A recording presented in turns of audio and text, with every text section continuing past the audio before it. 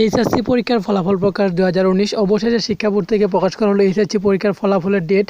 So আমি আজকে আপনাদের মাঝে ফলাফলের ডেটটা দেখাবো। তো বিয়ার্স কীভাবে যে কত তারিখে ফলাফলটা দিবে, অর্থাৎ কত তারিখে কয়টার সময় রেজাল্টটা পাবলিশ করবে।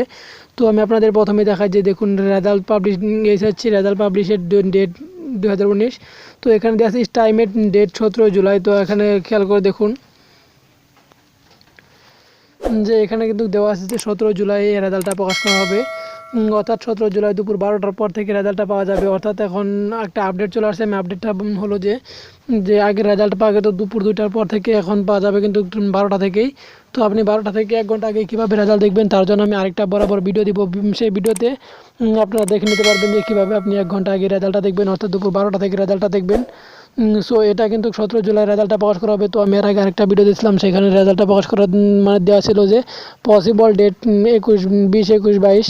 তো কিন্তু সেটা কিন্তু এখন আর নেই। তো বর্তমানে এখন এই যাচ্ছে রেজাল্ট দেবে যে 2019 সালের যে জুলাই মাসের 17 তারিখে।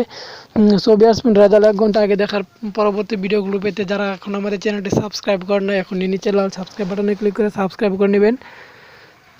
আর ভিডিও নিচে লাইক দিবেন, যদি ভিডিওটি ভালো লাগে অবশ্যই লাইক করবেন এবং আপনার বন্ধু নিচের লাল সাবস্ক্রাইব বাটনে ক্লিক করে সাবস্ক্রাইব করুন, পাশে থাকা বেল আইকনে প্রেস করুন নতুন ভিডিও নোটিফিকেশন পেতে।